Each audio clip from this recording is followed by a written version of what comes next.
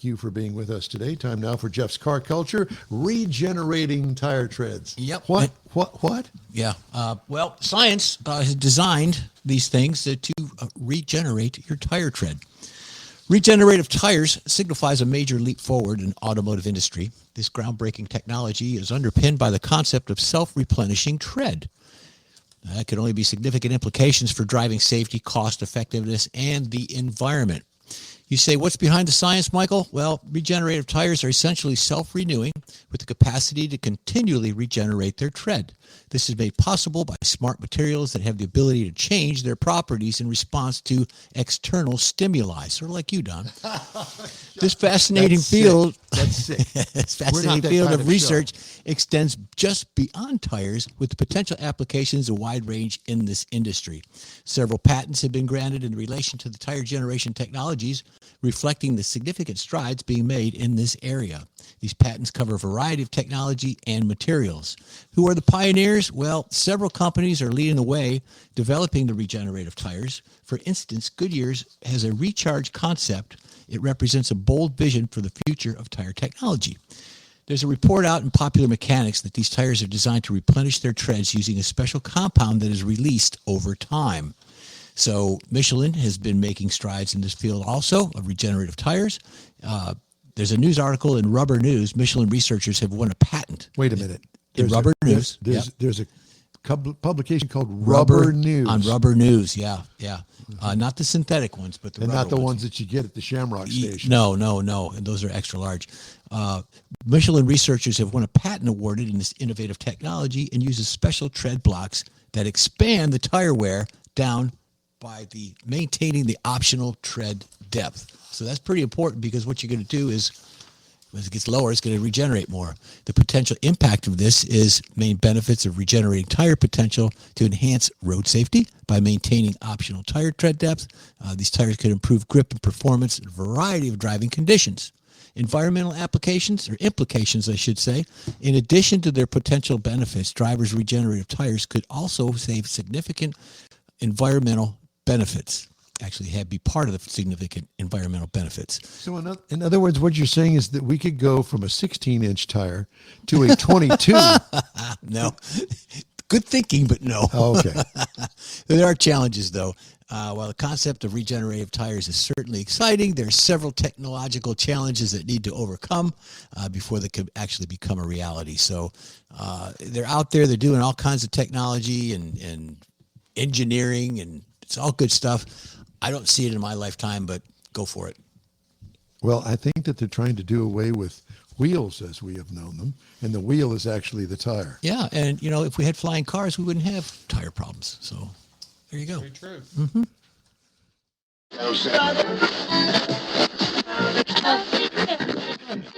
Sorry. You're good. That's all right. I thought I was trying to get ahead of Jeff, and I ended up getting behind. That's all right. Well, now's not the time because we want to take the Texas Bluebonnet tour. You brought that up last week, and I got to thinking about it, and I got to looking at the best time to do that. And it would be coming up into March and April typically, but we've had a really warm winter and a lot of moisture up in the hill country. 2 weeks of a freeze. Well, yeah, but that wasn't enough to really slow things down that much. It slowed me down.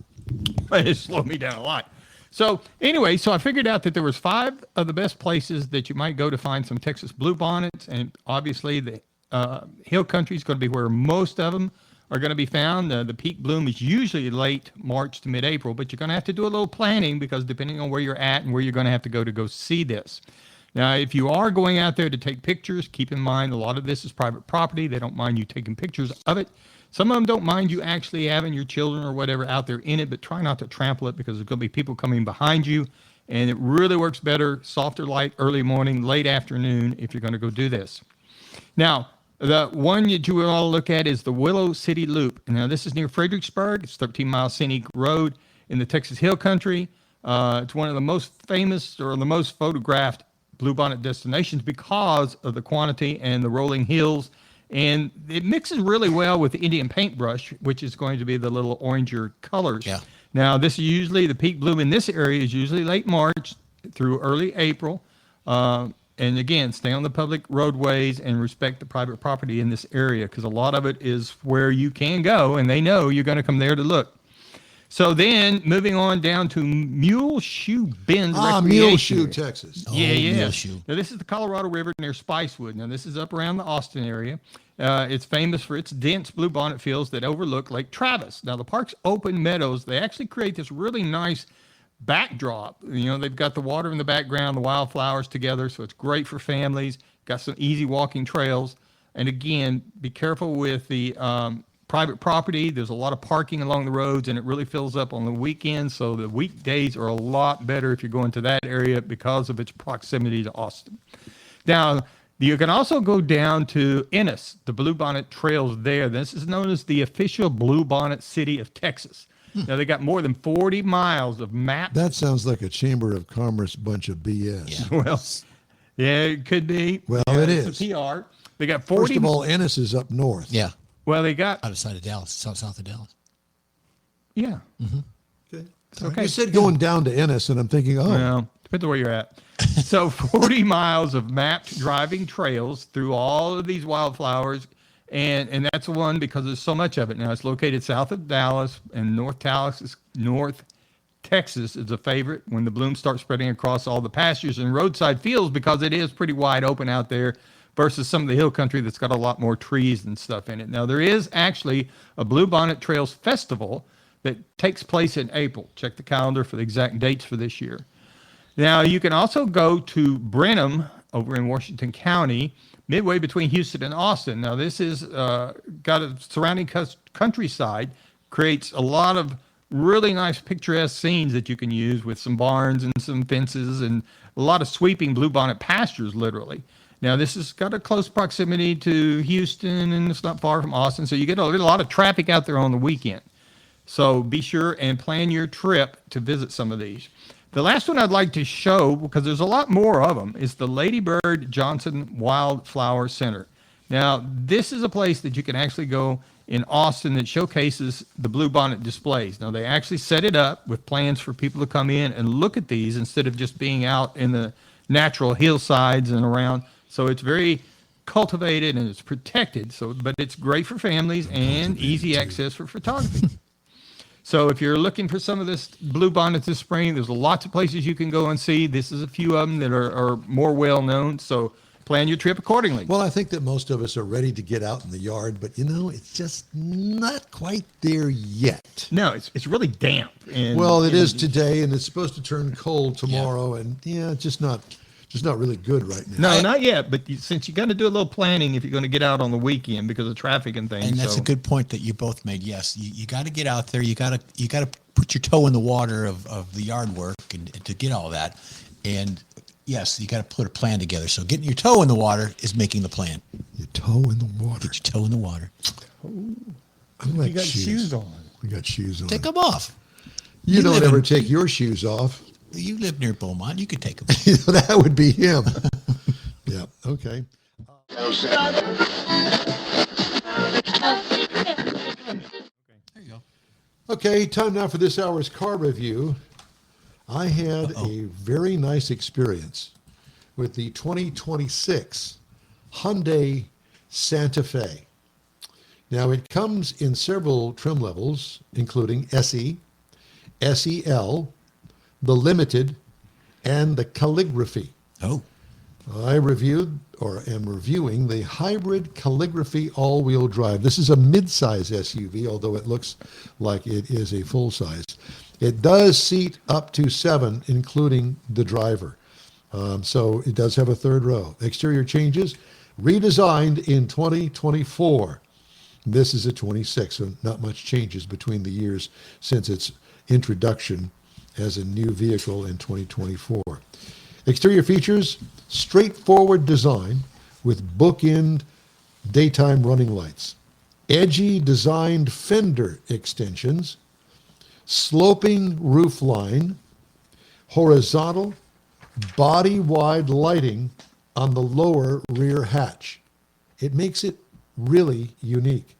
What I liked about it, the boxy, edgy design. It's just different. It's not like all the other SUVs you see out there. What could use improvement? Nothing that I can think of, and I just put down here, keep it coming. Bring more of this. It's really cool. Interior highlights, 2 feet of screen and a glove box. Well, look at the size of that screen. Okay, it's 2 feet long. And the glove box is there, obviously, on the passenger side. And yes, it's a separate one at the top of the dash. Dual pad phone charger. See it down there at the bottom? Yep. Dual pad phone charger. Loved it.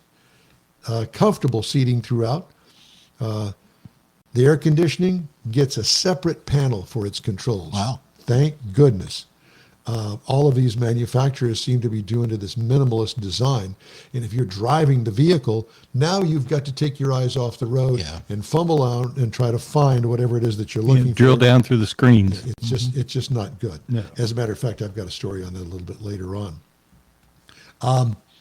Cargo trunk room, good with the third row down. With you got the third row up, well, it's tight back there, but that's what it's designed for. What I liked, the design and comfort gets high marks on this vehicle. What could use improvement? Give me a volume knob for the radio. Oh. That there's one thing that it didn't have. Engine, ready? 1.6 liter What? turbocharged 4-cylinder hybrid engine that turns out 231 horsepower and 271 pound-feet of torque, which was plenty. Yeah. With a 6-speed automatic transmission, and it will tow up to 1 ton. Mileage, city 35, highway 34, for a combined of 34.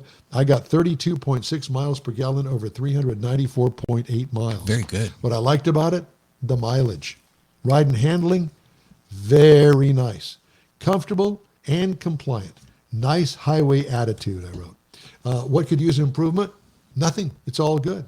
Okay, so here are the prices for you. You ready? Yep. The base trim price is $52,500. That's the base trim price. As tested, $52,985. Base model price, $36,400. Competitors. Wow. Kia Sorento, its cousin, $38,690.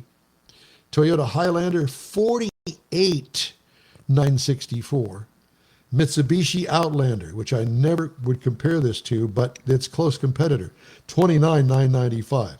So there's a widespread figures here for these different vehicles.